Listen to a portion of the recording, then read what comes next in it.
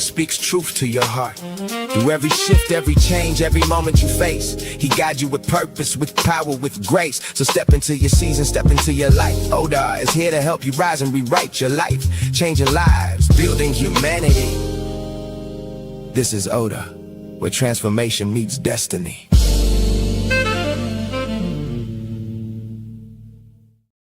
Hello, how y'all doing? This is O.D.A.R. Another episode where transformation reaches destiny. We have the queen, the lovely queen, Nikia. Yes, Nikia.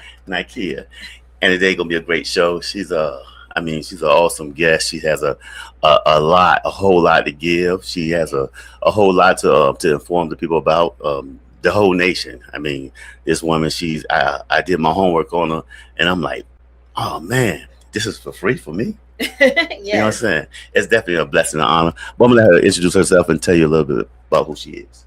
Hi, my name is Dr. Nikia, and wow, that's a question within itself. I know, right? Loaded. I know. I'm like, oh man, I skipped something that I left something out. No, but for me, it's a lot. I've had a journey where most of the time people counted me out.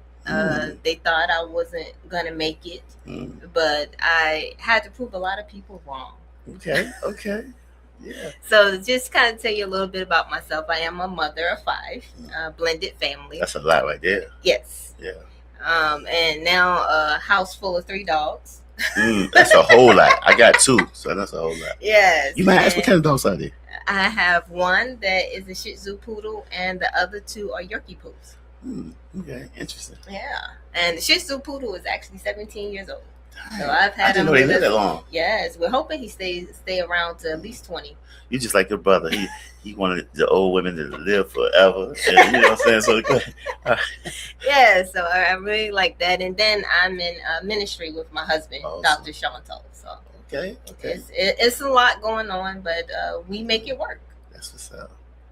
And Nikki, I do want to say, you and your husband, y'all a beautiful couple. Well, thank you. And you told me your age, right? I'm not gonna put it out there because my mother always say, don't ask a woman her age, her weight, or her perfume. That's true. You know what I'm saying? But for your age, you told me. I'm like, man. But when I heard you, I'm like, she sounds like a kid.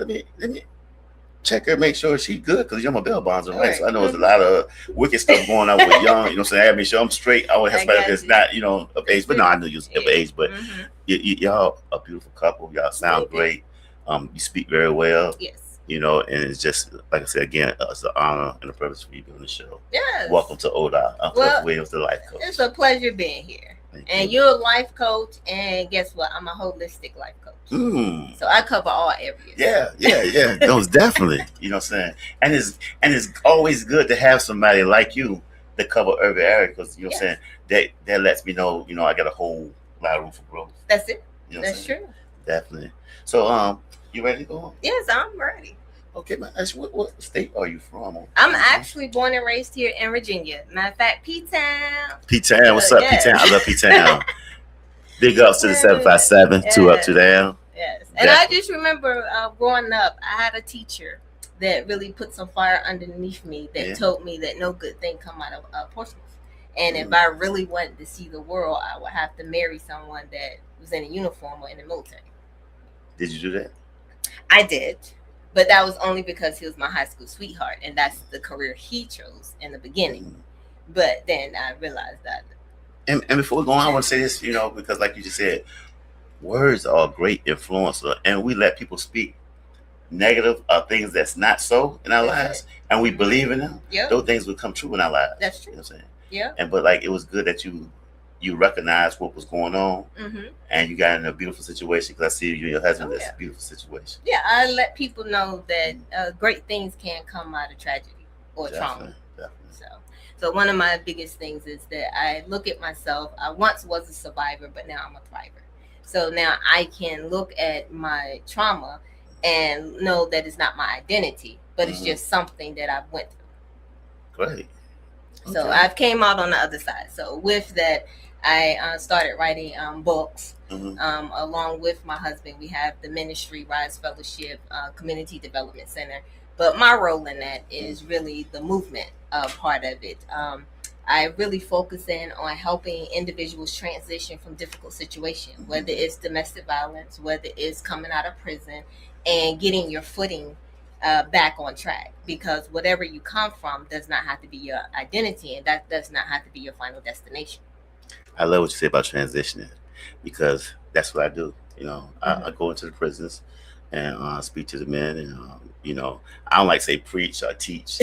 I speak with them. Exactly. It's dialogue, always dialogue. That is and I try to help them transition back to society, because I was once there too. And just me being like a legal alien coming, entered back into society. I was just like, so, but anyway, transition is a big part of me. Yeah. And I love hearing you say that you transition, because you don't have many people say that. Exactly. Because a lot of people are so selfish. It's all about their own transition, instead of just taking time and just building a relationship with other people and getting to know what they're thinking. That's it. And helping them out. Yeah. That's a powerful. Yeah, my whole platform is about meeting people where they're at and building them up from there. And then what really got that push in me is because I'm a thriver of a 10-year domestic violent marriage. So my first husband, still love him. I always tell people that. People ask me, do I love him? I said, yes. That's awesome, I still love him, and I appreciate him because he was the first person that taught me how to smell bullshit a mile away. I want to pump the brakes, right? I like that, right? You know what I'm saying? And you love him for a lot of reasons, but you mainly love him for that, right? Yes, he taught me something and helped me grow. I got to pump the brakes for a second, because you sing and sound so free. And yes. I said, because I know your husband is in the green room. Yes.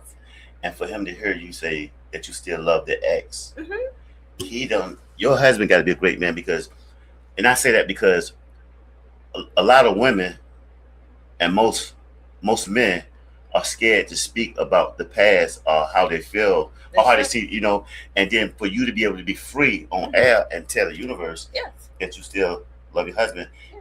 Your husband has helped you come to a place in life where you can be you. Exactly. You know what I'm saying? And that's a blessing, because that's so hard to find. And when you said that, I'm like, oh. Yeah. No, my husband that I have now, he is truly my king. That's why I can be the queen that I am, because he has put out the red carpet and has given me my throne that I can walk upon. So I am free to be me. Big ups, my brother in the green room. Big ups to you, man. I might need some teaching, man. Yes, he has accepted my anointing gift in ministry. Most times men look at women in ministry as we do not have a significant there, or we shouldn't be in a pulpit, or we shouldn't have a voice. And with me and my husband, we look at it as the equal platform. God created man and woman equally. So it's things that we both give. And I always tell people that if we start focusing on each other's strengths versus each other's weakness, we can all rise together. True. But what we tend to do, instead of looking at, hey, how can you complement my strength and how can I complement your strength? The first thing I look at is I don't want him to get there before me. So it's this competition thing that, if he makes it or she makes it before me, then I lose. No, it's enough to go around to everybody. I like that, and I'm going to tell you, in Yeshua's name, I pray that I find a queen that will try to race to the bills before I get there. I do. I really do. And I know, as a partnership, as a duality in the household, but with you guys, and if it's you competing like that, do you compete like to free him up? Like say, I know y'all have business together. So well, we've been working together for a while. Yeah. But when I met him, because of my past, I came in with, hey, let me do this upfront contract. So when I met him, I put everything out there. Not the good of me, the bad of me. So he saw the worst of me before I showed him the best of me. Okay. Because I'm like, if you can accept the worst of me, then you're going to love the best of me. So I always tell women, don't be so quick to tell a man what you're looking for in him and what you want. Be quick to tell him what you ain't going to tolerate. And then show him your worst side. It's okay. He saw me plenty of times without my wake up. He saw me plenty of times. I said, yeah, I'm cuckoo for Cocoa Puffs. Watch this. Okay. So, therefore, he could decide then if this is a person that I want to be in my life or not. So yes, I wasn't the person. If you ain't have a ring on it, if another guy called my phone and he's sitting there, I answered the phone, put it on speaker. I was very. I'm a woman that's very free. Because I look at my past, my voice was snatched away from me. Even from a childhood, I was taught to be seen but not heard. So, and because I'm the youngest of 4, everybody knows more than the youngest. So it's like, you the baby, you don't know nothing. So therefore, even though I had as much wisdom inside of me, I couldn't share it. So my voice was shut down at a young age. And then as I got older, then trying to fit in. So that's why I have a book out called I'm Crying, Are You Listening? That stems from an addiction that I was struggling with for years. I never struggled with alcohol or drugs, but it's an addiction that most people overlook, and that's called outside approval addiction. Yeah, so you're too busy trying to find out where you fit in at that you end up losing your pathway on who you truly are. So the voice, the question, like, can you see me? Can you hear me? I'm crying. Are you listening? You're not asking that to outside people. That is actually your inner voice talking to you, because your inner voice said, I've already accepted you. I've already approved you. I love you for who you are. Can't you hear me saying that to you? But you're too busy focusing on all the outside people. You can't see the true you inside when you have everything in you to be whoever you want to be. Good God, there was a whole bunch in that 1 minute right there. Yeah. Nikki. I told you, I have a lot because I do a lot. And my main focus is really to help individuals birth their inner self. It's really to sit down with a person, identify their gift, and then share with them what's blocking them. So the books that I have, the workshops that I have is all about showing people what makes them great. Okay, and what was the name of that book again? You said I'm Crying, Are You Listening? I'm Crying, Are You Listening? And if the audience or myself wanted to buy that book, it's on Amazon right now. Amazon. Yep, it's on Amazon. It's in Barnes and Nobles. My other book is 6 Ways to Conquer Your Fear, and then I have a series that's launching in September of this year. It's called the Unshackled Soul series, where the road to freedom is one book, and then the other one is Exonerated, the Path to Freedom. What do you find all this time to do all this? I journal a lot. That's my therapy. Okay. And so with my journaling, I have learned how to take the things that I journal about and make it into a book. Okay. I would have backed this thing up and then come back for it. So we'll do a little time travel. Okay. And you were born where? What city? Portsmouth. You was born in what school did you go to? I went to 2 schools. Matter of fact, I went to Western Branch, and then I graduated from Churchland High School. Don't knock Chesapeake now. Don't knock Chesapeake. Make sure I don't knock Chesapeake on the map. Chesapeake on the only map. why I say that because all my siblings graduated from Western Branch, but me, I graduated from the rivalry school. Okay, I'm in the River Oscar Smith. Oh, okay. You know what I'm saying? So big ups to Western Branch, in the River Oscar Smith. Big ups to Chesapeake, Cheese Town. Yeah. But I want like I said, I want to do a little time travel because I know you had spoke about the books, and if we was to go and look for the books, we look up Dr. Nikia.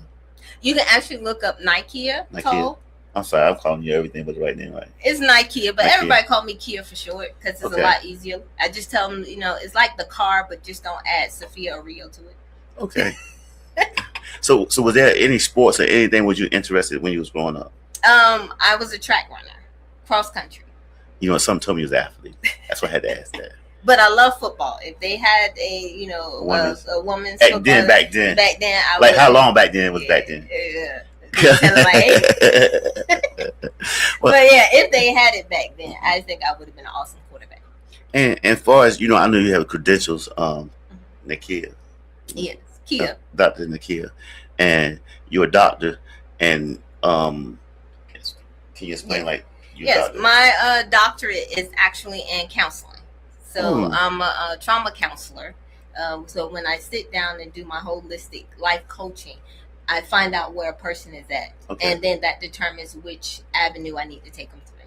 So sometimes you find people that they made it through their healing process, so they gone through the forgiveness and everything like that, but maybe they're stuck at a fear. Maybe something happened, they failed at a business, or they failed at a relationship, so now they're at a fear state. So that's where 6 Ways to Conquer Your Fear, the roadmap to victory, that's where I meet people at in their fear and get them to conquer that fear. Then you have people that you might meet that have to go through a healing process. So I have a healing process that I walk people through that's called Forgiveness is a Process. And that is a 5-phase process that I take people to. Oh, you Grand Central Station today, huh? You Grand Central Station today. Oh, no. And it's crazy you said something about Central Station because, no, because I was at Central Station today. Okay. At a Central Station. Gotcha. Anyway, I'm sorry for the interruption. No, but that's what my process is about. So forgiveness is a process.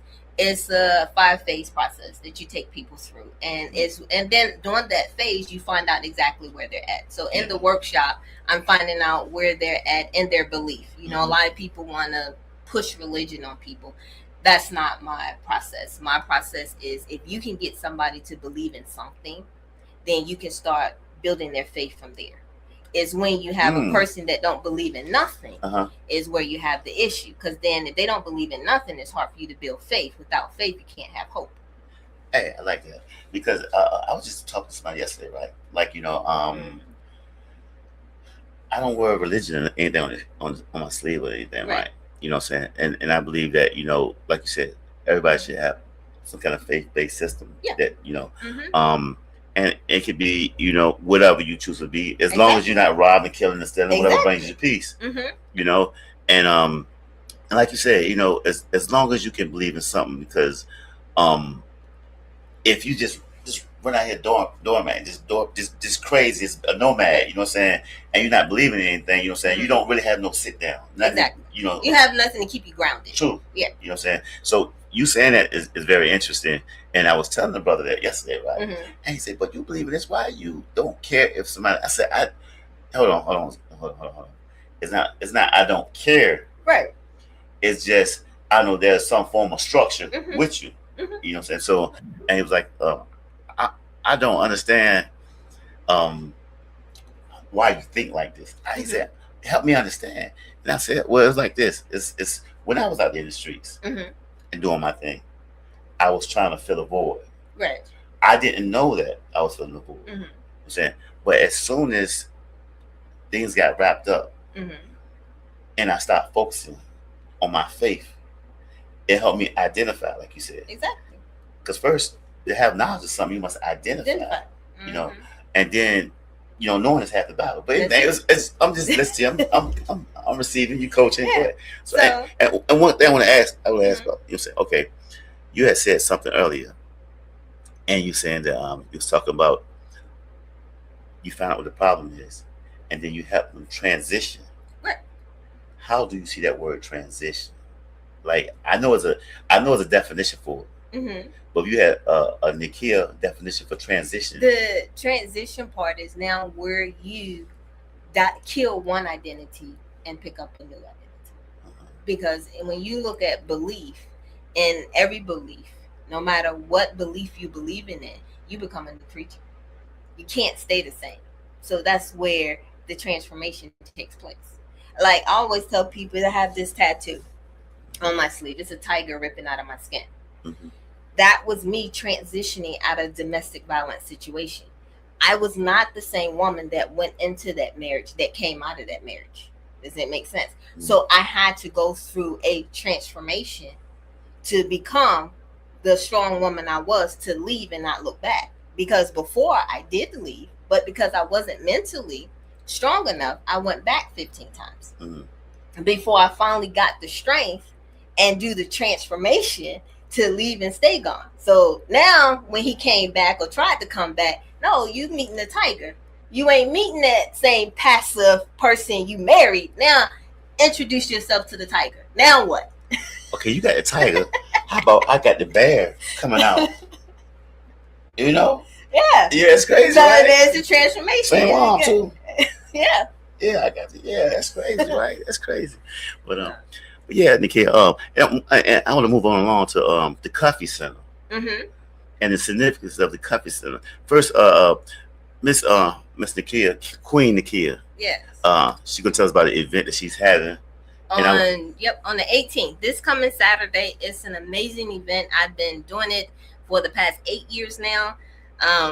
My belief is in that higher power. So I believe that there's a Trinity, and that the Holy Spirit works through me to show me things that is inside of other people, so I can help them birth it. So that is my ability to be able to do that. So he gave me the vision, because back in the day, which I transitioned again, back in the day, after I transitioned from Tiger and then I became a businesswoman, my team was called Team Phoenix. So back in the day, everybody called me Queen Phoenix. And that was me showing people how to rise up from the ashes. So what I looked at it was the Holy Spirit is the fire. If you think about it, the Holy Spirit came and rested on them as a flame of fire. So that inside of us is a little spark. And when somebody come and tap that spark, you flame up. So that's what I did. I flamed up. And that fire burnt up all the negativity of my past, that trauma and everything. So that way I could rise up to blaze a trail path for others to follow. And that's what the Phoenix means. So that's what the Phoenix means to me. But now that I have conquered the Phoenix, I don't have to worry about ashes no more, because they all burnt up. So now I've risen. And you know, and hence you got rise. That's awesome. Yeah, I see it at the Cup Center, 2019 Wendy Road, Chesapeake, 9:30 a.m. Doors open. Yes. And breakfast and lunch provided. I'm gonna be there. You don't want to miss it, because this year we focusing on healing, inspiring hope. And when I say people gonna be breaking free from those chains, they're gonna be breaking free from chains. So it's for men and women, for yes, all people, it's children for all too. People. Yep, you can bring your kids, because believe me, we talk to them too. I'm gonna tell you what's interesting about this right here. This 2019 Wendy Road, right? Coffees. I was born and raised in Foundation Park. Really? Yeah. Wow. Cup Center is that. So when I seen that, it was like, you gotta come home. Yeah. And so where this place is at, right? I used to be a baseball player. Okay, I can tell. I said thank you. I said when I go to the major leagues, I'm gonna build a stadium, baseball stadium, right there where the Coffee Center is. Okay. I really said that. Okay. But it was, I guess, my vision seeing the Coffee Center instead of the stadium, that, you know what I'm saying? Yeah, And that's, I never, the first person, this is the first time I ever mentioned anybody. I always kept this inside, right? And I used to go out there and I used to just play around with the field and, Park Elementary and stuff like that and say, but anyway, so this was, when I seen this right here, it had touched me. Yeah. And I was like, excuse me, I'm sorry. And so this, I'm definitely gonna be here. I'll make sure I make it here. And so we just QR code we just do the QR code and you can pay RSVP. Yeah, they said it's on Eventbrite, so the QR code takes you straight to our event on Eventbrite, and you can go ahead and purchase your ticket there. Okay, so and tickets will be sold at the door. So if you just show is up. it cheaper at the door? Or is it, I mean, oh no, it's the same. And you know what? And that's what we as a people we got to realize too when we support each other, because I just noticed that as a people, this is what we do. We'll go to Macy's and ball out, or go somewhere and ball out.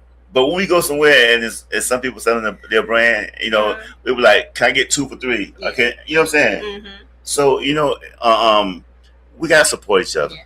And one thing I look at with the Rise Women's Conference, my vision is, because for women, I have to speak on women.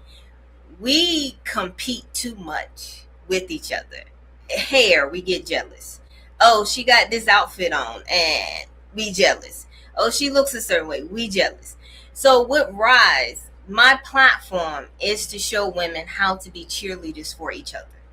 We don't have to compete. We don't have to fight against each other, because I see that a lot. I have a platform with Rise, and I share whatever my knowledge is. I share it with anybody, and I've come to terms that, I'm a trendsetter, because most of the stuff that I set out there or that I do, I find someone mimicking it or picking it up. So like this year, my Rise Women Conference, I was the first one to start it Rise Women Conference with dots in it. I did that because I saw Rise out there, but I didn't see nobody with dots. So I said, okay, I'm gonna put dots in mine. And I did it for 8 years. Then this was the first year I saw another person who had attended my conference actually using the same thing. And I was like, wow, this is amazing. So I'm getting to the point now where I'm flattered that when I put stuff out there and I see other people using it. Like I just got word today, I have another person that's using my forgiveness as a process. So she's actually using and walking other women through it. I'm excited about that because that lets me know you went through the process with me personally. You loved it so much that now you're taking it to use it for yourself to teach others. And I believe that that's what we should do. Yeah. We should reach one, teach one, and then more people go out there and do it. So that really makes me a queen. See, you know when you're a true queen, when you can look back and see people following you. That's right. That's right. And so that's success. And your teachings and your lessons are successful because like you say, if it's you seen growth and edification throughout this person, this young lady. Yeah. And even multiple women. I've seen it from my platform of Rise. I've had 21 women come through that platform of Rise, and every one of them has went through either my forgiveness process, overcoming their fear process, or even overcoming their outside approval addiction. So I've seen it, but not only that, you probably wouldn't know if I didn't say this, but I recently did a 2-year stint in federal prison. No, I wouldn't have known it, right? You wouldn't have known looking at me. No, I wouldn't have known, right? And as we conversated, right, I kind of figured when your brother was introducing me, but I couldn't. When I see him, he must have said something else. He must have said something else. And the reason why I did it was because I had taken an individual who became a personal, very close to me. Matter of fact, she was my right-hand person in business. I had a tax service. Well, I still have my tax service business because they couldn't shut it down. Because see, when God builds something, they can't take it down. So I ain't worried about it. But I had a person that was my right-hand woman in my business. And I was looking to expand my business to do a franchise. And what I was going to do was actually build my first franchise and give it to her. That was my plan. And so that way she would be my first test subject. But she couldn't wait. She wanted to be me. So she ended up taking my whole vision, my whole structure of my tax service business, ran with it as she was taking clients from me, and then called the IRS and did a false report. IRS never came in and took no files, never took no documents, none of that. They just went off of her word. But you know what? It wasn't that why I went to prison. You know what it was? It was because I didn't follow instructions that God told me. Because 9 years before that happened, God told me to start a prison ministry and to go in and start helping young girls walk through my forgiveness process. And so that's what you do now? Yeah, that's what I did when I was on the inside. Okay. And I do it now. And now I still keep in contact with some of the women that's still there because none of the programs y'all men have do we have. So I had to go in there to see, because my perception of prison was only from men perspective, from family members that had went in and out. Never knew how difficult it is for a woman. We don't have none of the programs y'all have. We can barely get the supplies that we need. So now God told me what my bigger fight is. It's to really help get more programs in the women prison. Because what y'all got, we don't. Well, I want to say this before we take a break or anything, right? You had mentioned something earlier about you and your husband being equal, and I'm going to go back to scripture. And you said, far as women not preaching and things like that, right? And I want to say this because I'm not against that. Okay. And the reason I'm not against that, one of the main reasons I'm not against it, because Miriam was the first prophet. Exactly. She was Moses' sister. So we talking about way back at the beginning. Oh, so you do know about prophetess. I do. Okay. And not even talking about when Paul said this. Paul said, not that God said it, but I. Yes, so Paul was in his feelings when he said, I. That's it. He said, not God didn't say that women couldn't preach, but Paul said he thought that, he don't think it was right to preach. Right. And a lot of men of the day, I know a man that wouldn't go to my stepfather's funeral because the woman was preaching. And he knew this man forever. But because of a woman preaching, yep. so there right there, you know what I'm saying? If a woman's preaching, you might be blocking your blessings. That's true. You know, you might be blocking your blessings. You know, but if Miriam had something to say to the children of Israel way back then, and you know, and that's when God really was showing himself up. He was showing himself. He was letting people know I'm here. That's it. You know what I'm saying? And so don't limit the power of women. And it's more than just Miriam. You have you have Deborah, you have Anna. Yeah, oh yes. And now you're lucky to be graced with my presence. With your presence. Oh, but it don't stop. Right. Just because Tupac got shot, it don't stop. It don't stop. It don't stop. No. And we're gonna go to a break, okay? All right.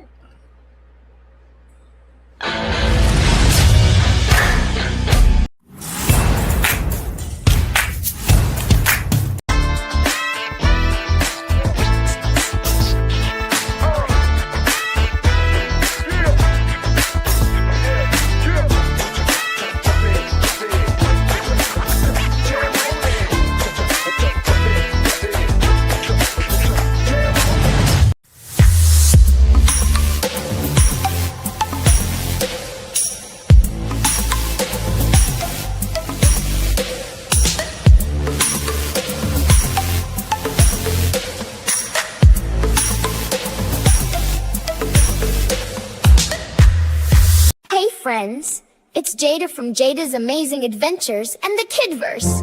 Are you ready to turn up the fun? Then come join me at the SKST Kidverse Pee-wee Podcast Training Camp.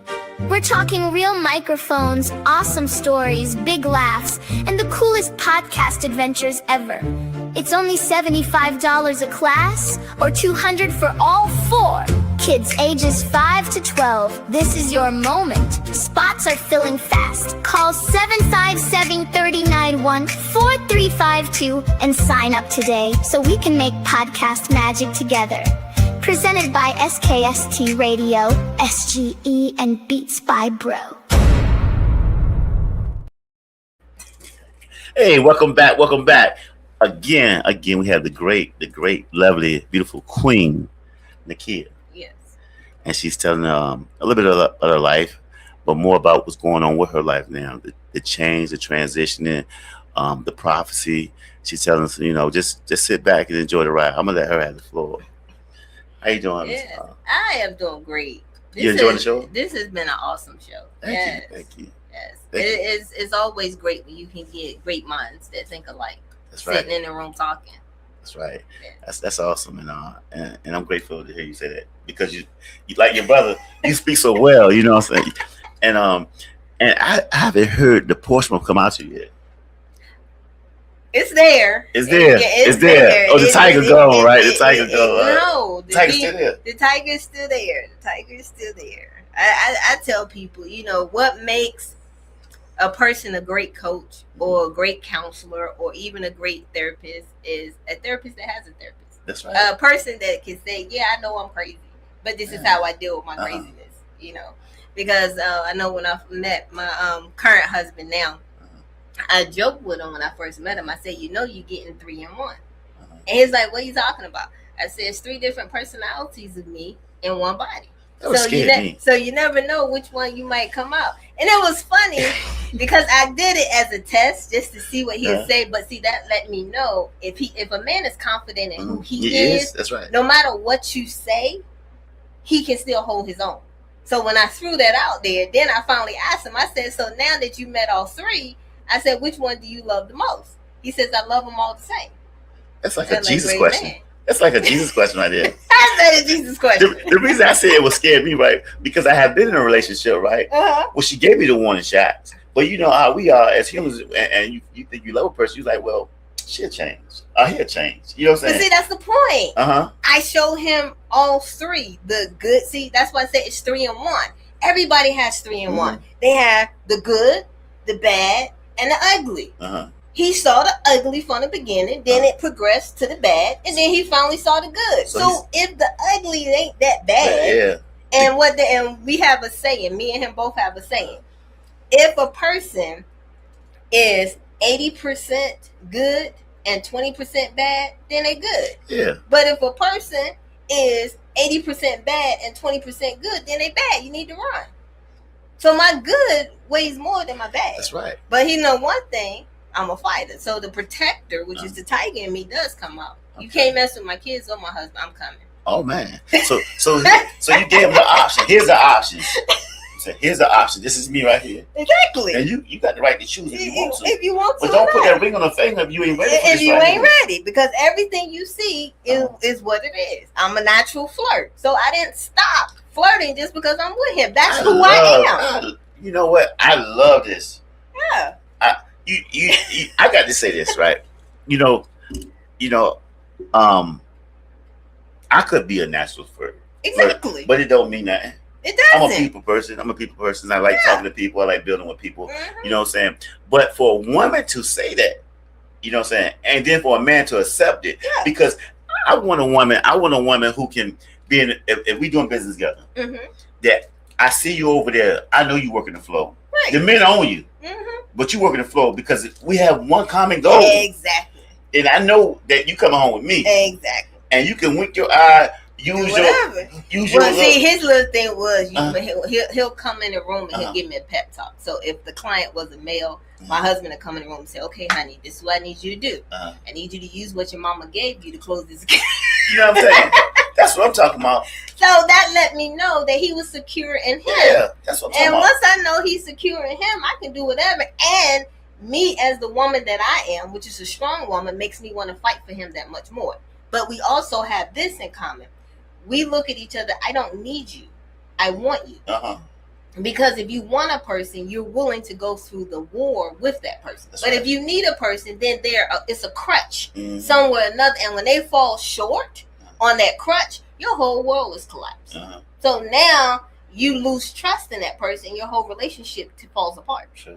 So that's why I taught my daughter that. I said, never need a man. You want him. That's right. I love that.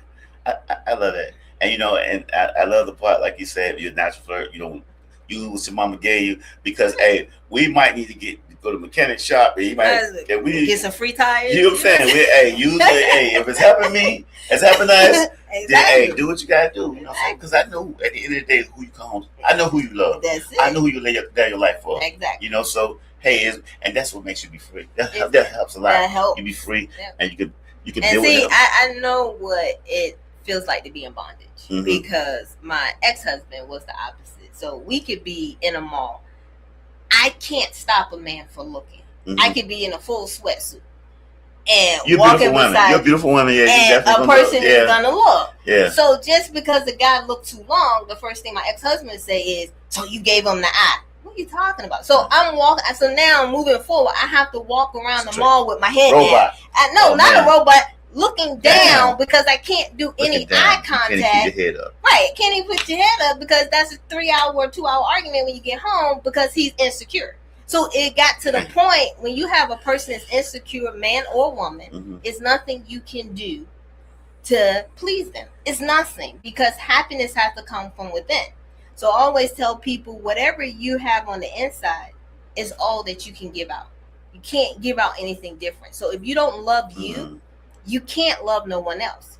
If you don't forgive you, you can't forgive nobody else. So all these people that says, "Oh, I can forgive others," but you're still walking around with unforgiveness for yourself, then truly you haven't forgiven that person. Because as soon as a situation or someone acts similar to that person, you ready to jump. That anger comes back. That disappointment comes back. That sadness comes back. Why is that? If you're free from something, then guess what? None of that emotion should be involved. It should just be something that happened.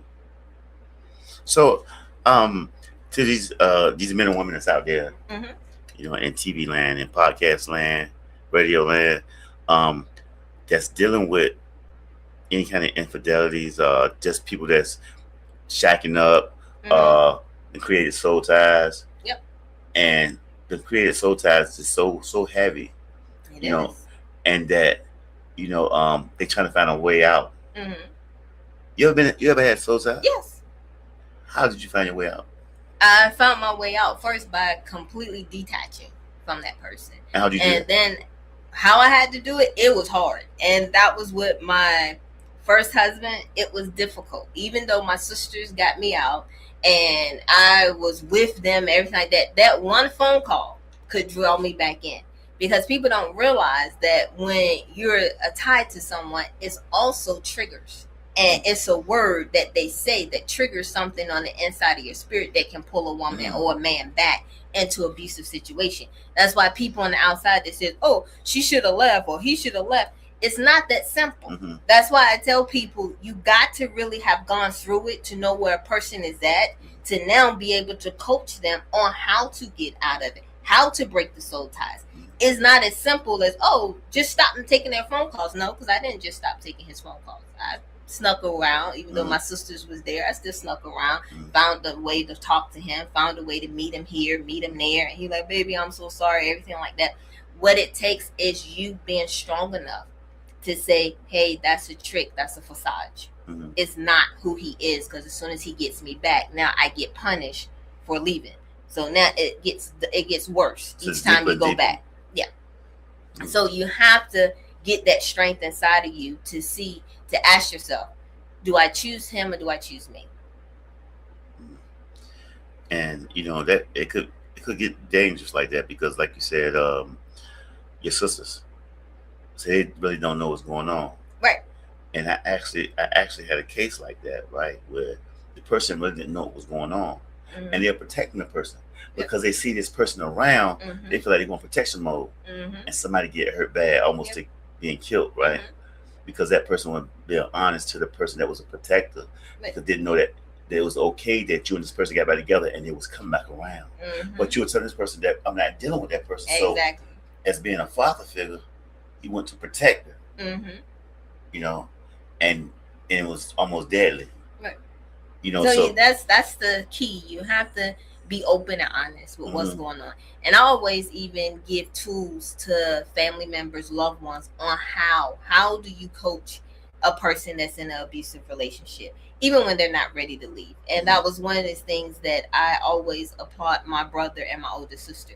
Even though I wasn't ready to leave and I kept going back, one of the things that they always did was reminded me on how strong I was. They can't, even though I didn't see it at the time, when I went around them, they didn't say, okay, you stupid, you dumb, why you standing there, why you going back? No, because I'm already getting beat down by the man at home. I don't need somebody else beating me down. So if you're a loved one, a friend or whatever, when that person comes around, encourage them. Remind them how beautiful they are on the inside. Remind them how strong they are. Remind them of their dreams, their goals, because in their quiet moment, your voice will then ring out louder than the abuser voice.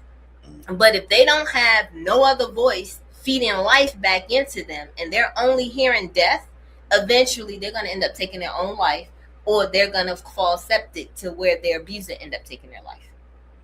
And you can't tell them to just get out. You have to plan it strategically. So what I do, I meet women where they're at, or even men, because men are in domestic violence situations. Definitely. Men has got stabbed, you know. I'm a victim. I'm definitely a victim. And so I deal with men and women and showing them how to get out of domestic violence situation.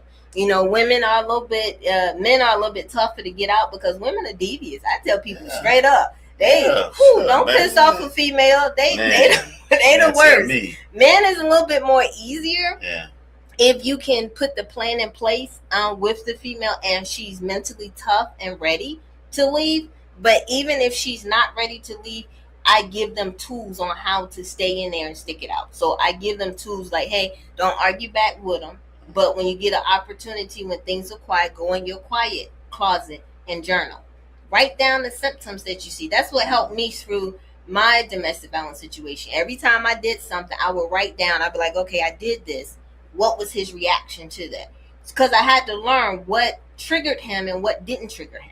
What can I do to keep peace? Okay, when he realized that, hey, this doesn't bother me no more, he took it from me and took it to the kids, because he know, hey, if I get to the kids, I can get a reaction out of her. Because as a woman, sometimes you get numb to the abuse. I know I did. I became completely numb. I'm like, you can do whatever you want to do to me. That hurts me. Hey, R. Kelly said it best, when a woman's fed up, boy, hey, nothing you can do about it. So when I became numb to the abuse, the yelling, all of that, I even learned how to sing silently in my head. So I had like 3 strong songs that I was singing in my head while he's screaming and calling me a B and you constant F up and you did. That's when I started singing songs in my head and I started smiling. What you smiling about? You wish you knew. And I ain't saying, I just kept talking to myself, like, you know. So you, what you did, you reversed it. Yeah. You reversed it and you turned it on him. Yeah. And so you the person can't argue by themselves. Yeah. So what he was doing to you with the soul ties or whatever else he was doing to monopolize you, you know what I'm saying? You switched it on him. Yeah. By giving yourself time. And that peace and inside. Peace, yeah. I went internal. So you took, like I said, you took your time away from him. Like you said, you value your time. Yeah. And you invested your time into you and took all the attention and put it to self. Yeah. And then I got to the point that when he went to go sleep with other women, I didn't get on him. I just called the female. I said, "Oh, I know you sleeping with my husband. It's okay." He was the first man that allowed me to become a queen bee. Cause I started pimping him out. Because when I got numb, it don't matter who you sleeping with now. So did you charge him? It ain't go right. So I would call the female. I got to ask you this, right? I got to ask you this, okay? So you pimped him out, right? And without him knowing. Without him knowing. Right. And so if you might get personal. I'm what? You might get personal. That crazy personal. But so that saying that you withdrew yourself from him. Right. But if there was anything going on, you gotta pay like you would. Yeah, I would call the female. Because I would tell them. See, the females knew I was crazy. Because, see, he tried to get a couple of them females to fight me. And he never knew why the females wouldn't touch me. Well, it's because the crazy in me called them and let them know I'm crazy. And, see, I know what you're doing that nobody else know what you're doing. And if you don't want me to do this, then this is what you need to do on the back end. Because I need to sleep with my husband. And so... had them back ends at the door. Greet me with the back ends. That's it. Greet me with the back ends. Kids need milk. Kids need diapers. So you're a doctor? Doctor? You're a nutritionist, I take it. You're probably a personal trainer. You say you track. You ran track. I ran track, yes. Now I don't do the personal training because look, after a while I stopped working out myself. Okay. So I'm saying, with all this knowledge and information, you have no choice. But when you train and somebody come ask you a question, you gonna give them a breakdown. That's what it's all about. That's it. You know what I'm saying? That's it. So that's why I say you're a personal trainer because you have the knowledge. You're an athlete already, and so when somebody asks you a question, I see that you can go. Oh, yeah. You have no trouble with your words because what I teach, I lived it. So it's like forgiveness is a process. I lived that process. I went through that process. So it's like that process is me. So if someone comes and asks me a question, instantly I already know where they're at mentally, emotionally. I know where you're at. So now I can meet you there. Because see, you're looking at a woman who lost 3 kids. I mean, my first child died from SIDS. Before she passed away, I had a miscarriage. And then 2 months after my miscarriage, on New Year's Eve, my oldest daughter passed away through SIDS. Found her dead in the crib. Then I had kids passed away from SIDS. I had 2 kids. One was a miscarriage. So I had 2 kids in 1995. My oldest daughter, she was 5.5 months. SIDS is sudden infant death syndrome. Okay. So they go to sleep, they just don't wake up. Man. They can't explain it. But before she passed, I had a miscarriage because I was 6 weeks pregnant after I gave birth to her. So you go back for your 6 weeks checkup. I was 6 weeks pregnant. But my body wasn't strong enough to carry it. So I miscarried. And then after I miscarried that December, my first child passed. So I went from being a mother of 2 to a mother of 9. Then I had my 3rd child who's 28 now. And then after that I had another child that was stillborn. But the kicker in this is I went to my doctor's appointment. They told me the baby had already passed away and sent me home with a dead baby inside of me. Because they couldn't deliver it that day. They said you have to come back tomorrow morning. And left me knowing. Left me knowing. So I went to the clinic. She did an ultrasound, could not find a heartbeat, told me what happened, and said, but we can't deliver the baby until tomorrow morning. So go home and come back tomorrow at 6. Yep. So that whole night, I had to go home knowing that I was carrying a deceased baby. Yes. Glory be to Yahweh. to be here in a sound mind, to be an educator. Yes. You know what I'm saying? To teach and to help others go through. Like you said, there's no way you could have taught this stuff if you haven't been through this exactly. stuff. You know, and that's unheard of to have a dead fetus and to live a whole day knowing it's walking around with a body carrying a body that you supposed to birth of yours. Mm-hmm. Oh man, glory be to Yahweh. We know that there is a creator, there's a father, and there's a son. Because I never heard that right there. Got me. And to have a conscious, sound state of mind. That's it. And so that's why I tell people when it comes down to trauma and making it to the other side, mm-hmm. I tell people I can talk them through it. Because if anything you can think of, I've seen it, did it. Been in jail, prison rather. Yes. Been to prison.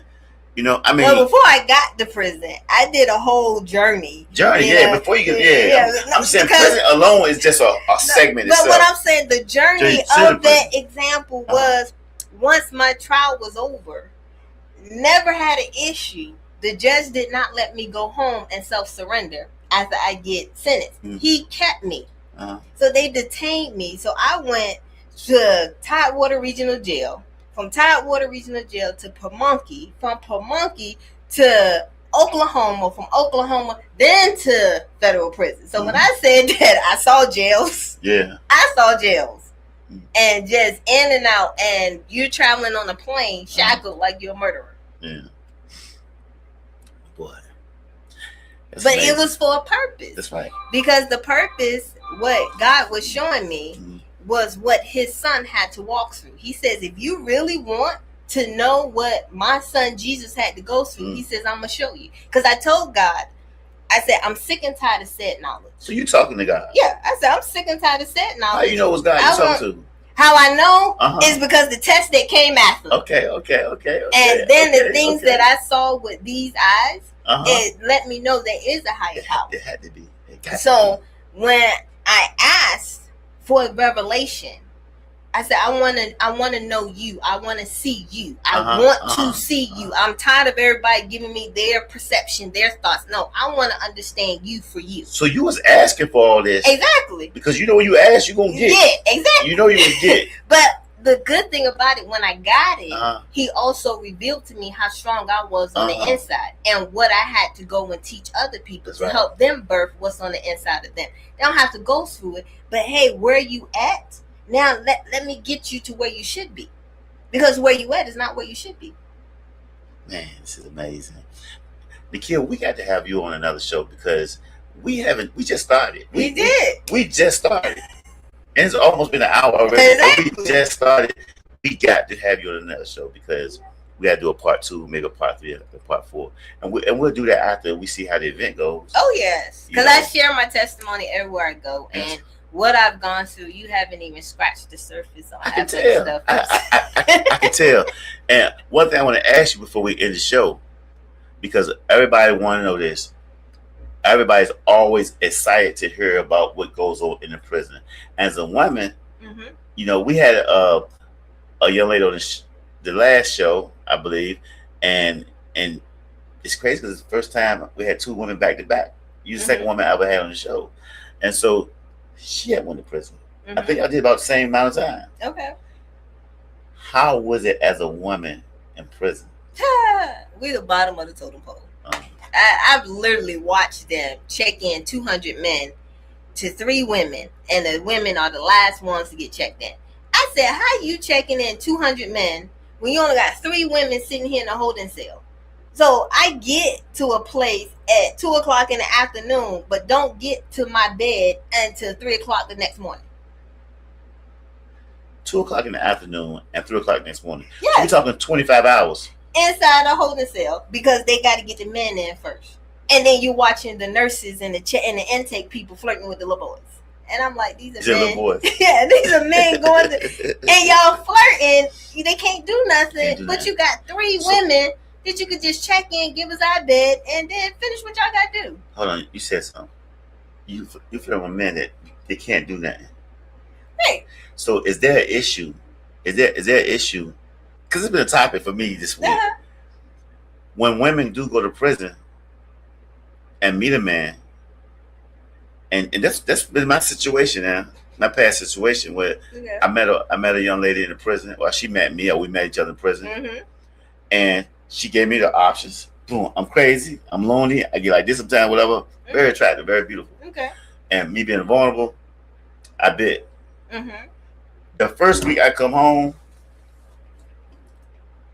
it was, and not saying that she was a problem, because I did 15 years and 10 months in a prison system. Okay. So I was institutionalized, little lack of everything, lack of corresponding, and just, Well, my take on that is, because I at one point in time I was like, Dad, why do guys come home from prison and they seem privileged? Because y'all get catered to in prison. I understand why men come home from prison and feel like they still need to get catered to. Because in prison, y'all get catered to. Prison will mess you up. It will, but y'all prison. Mentally, it will mess you up, especially if you buy into the prison life. That's another thing that I'm teaching people now.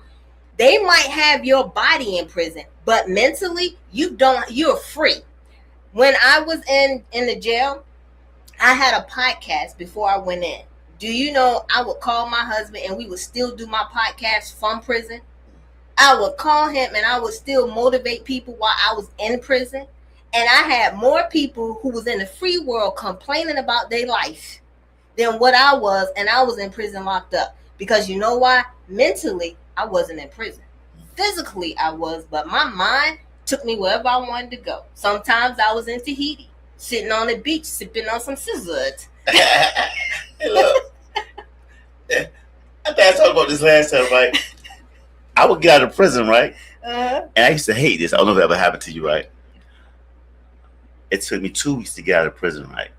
To get somewhere, like you said, an island or whatever, in my mind. And I'm zoned out. And then be just one person say, hey, can I hold you for a second? I'm like, man, you not long it took me to get out of here. But see, what I did, I actually created, and I had my bunkie who was with me. I said, look, if you're going to be my bunkie, my area has to have positive energy. So I said, so this is what we're going to do today. We created vision boards. So we took magazines and you cut out where you want to be at. And when you're ready to go there, you look at your vision board. What year was this? Yeah, I was in. I went in 2020. Okay, so see, I went a little older. It was like, you know what I'm saying? Like, I think that we wasn't that creative mentally, because I think it was we were subject to I mean, now we got the phones, we got different stuff. You know what I'm saying? The what's it called, the kiosks, things like that, and you can get more creative. Like, and that's a good thing too, because like you said, we can get more out there and and learn more, and and fascinate ourselves. You know, and so that's I would have never thought about anything like that. Matter of fact, I never even heard of a vision board until I got out of prison. You know what I'm saying? So that's good, man. But see, that's the stuff that God was showing me that I could have had already took into prison. When 9 years ago, someone had given me the information to take my program into prison. But because I had this stigma, I was like, oh, heck no. I said, once my family come home from prison, I'm done. I'm tired of these pet downs and stuff like that. But I was graced for it. But when you tell something that's stronger than he said, by all means necessary. So he's like, in the darkest of the dark is where I need you to shine your light the most. And while I was there, I helped 540 women go through this process. I had 6 of them that had been in and out of prison since they were 16, finally get released and haven't went back yet, still in contact with me. And it was like, it's because the process you took me to helped me get mentally strong. But I had to show them what was blocking her was that she couldn't forgive her mama. So once I saw that, I said, hold on, let's start here first. And she asked me, she's like, well, how can you say that? I said, because I had to forgive my dad. And I said my stuff was a lot deeper with my dad when you were sexually assaulted from so many years from the person that was supposed to protect you. But then, before he passed away, you become his caregiver. You actually can go to him and say, Dad, can you forgive me for whatever I did to cause you to do this to me? That was our conversation. When I sat with him, I said, I don't want to know why you did it. I don't even need you to say you sorry. I'm here to ask you, can you forgive me for whatever I did to cause you to think you could do this to me? Because the one thing I've learned going through the forgiveness process, that third step is offering forgiveness. It's not about forgiving other people. Because see, once you forgiving yourself, guess what? Now I'm going to offer you forgiveness. Whether you accept it or not, when I walk out of here, I'm free of you.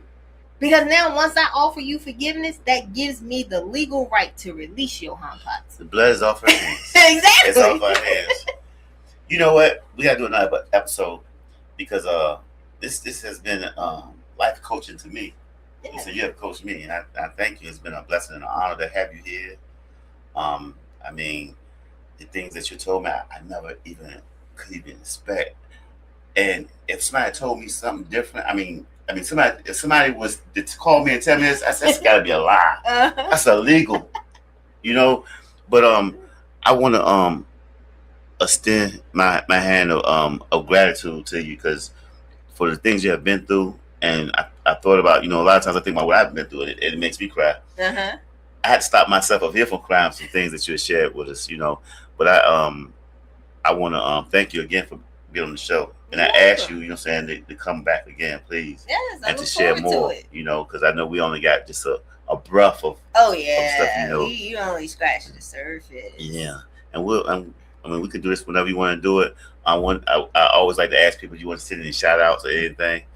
And well, I've always want to shout out my husband, Dr. Chantal, because I'd say I couldn't be the woman I am today without the king that I have that stands beside me every day. So shout out to Chantal, Dr. Chantal, who's also my pastor, because I feel like every prophetess needs a pastor, and he's definitely the one that keeps me grounded.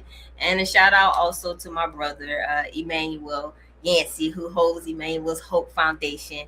He's also my rock. Those are the two main men in my life, on top of my four sons, and then I have one daughter. So, and that daughter is my twin. Lord knows. Glory. Big shout out to bro, Dr. Emmanuel. Yeah, from the Hope Foundation. And big shout out to O.D.A.R. O.D.A.R. means Operation Determination Against Recidivism.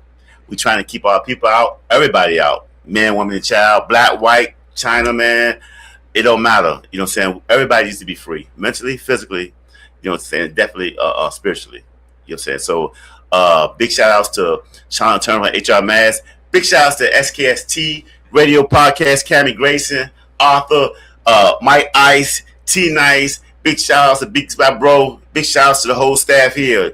Dr. Ron, big shout outs to y'all. Big shout outs to everybody on the platforms here.